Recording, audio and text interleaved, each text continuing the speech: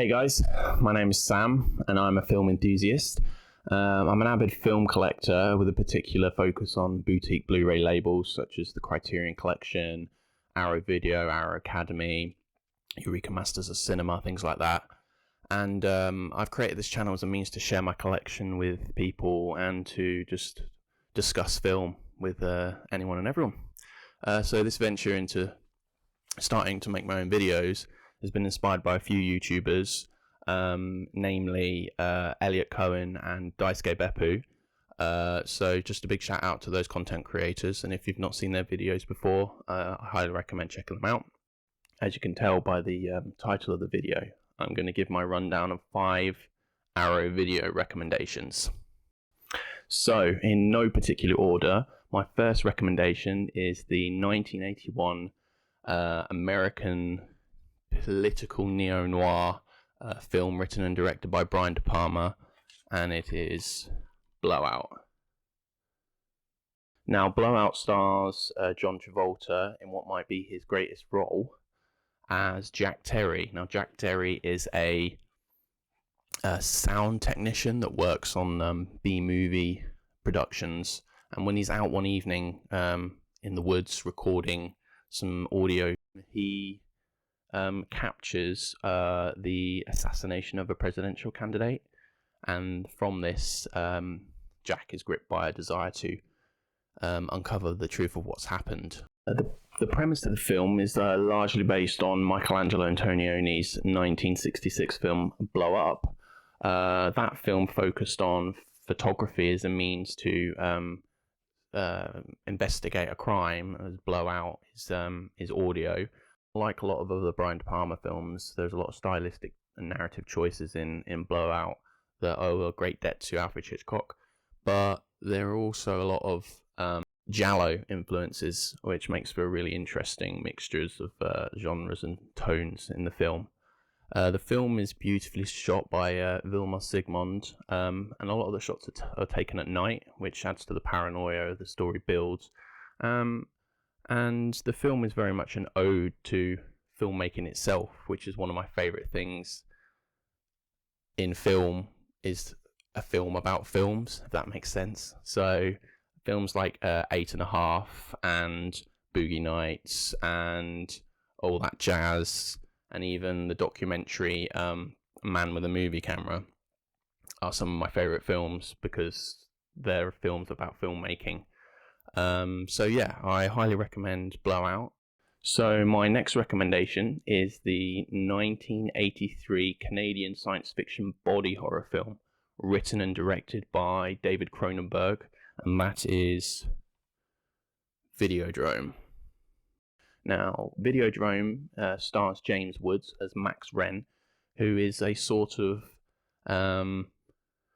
television executive and who's in charge of sourcing like the next best thing in entertainment. And one evening he comes across an illegal transmission of a television show that depicts extreme violence and torture, and Max basically decides that this is the future of entertainment, and then he illegally broadcasts this show on his station.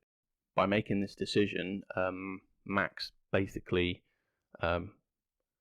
prompts a story about covert political operations and brainwashing and mind control.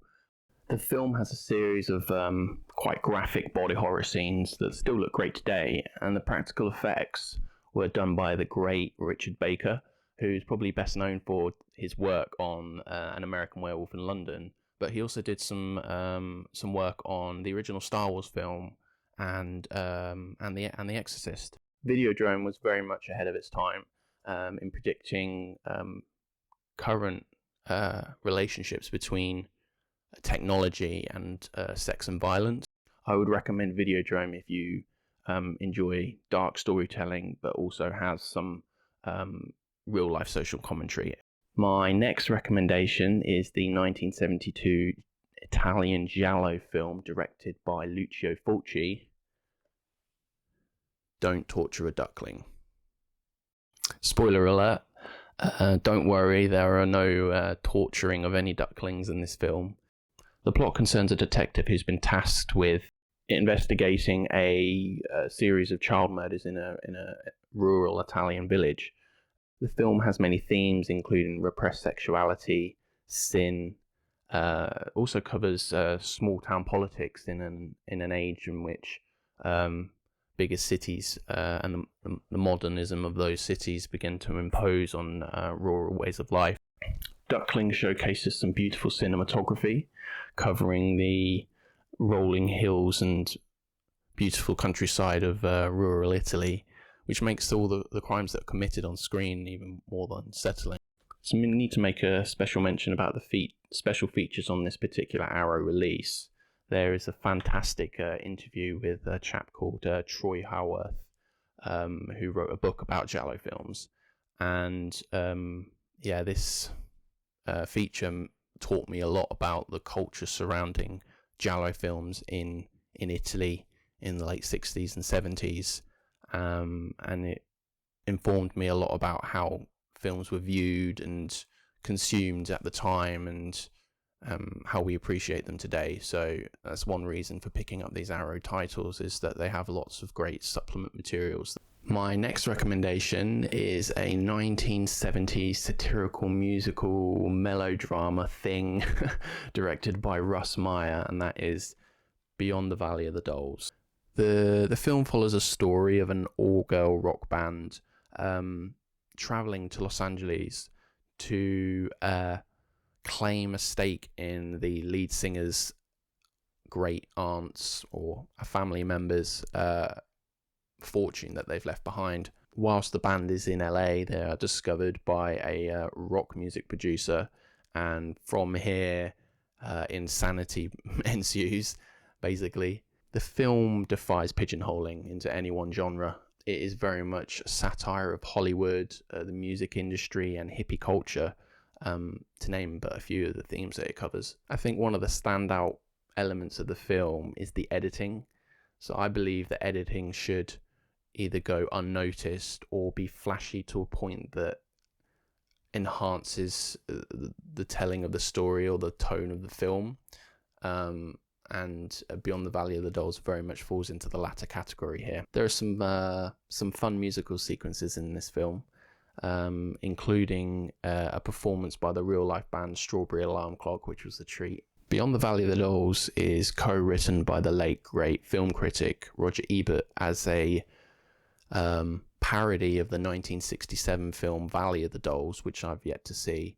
I recommend Beyond the Valley of the Dolls for those who like a different take on the musical genre that is bathed in satire and melodrama, and showcases a whole array of great costumes and set design, and is a really interesting snapshot of late 60s and early 70s Los Angeles. My last but no means least recommendation is the 1974 Mexican-American neo-western Bring Me the Head of Alfredo Garcia, directed by Sam Peckinpah.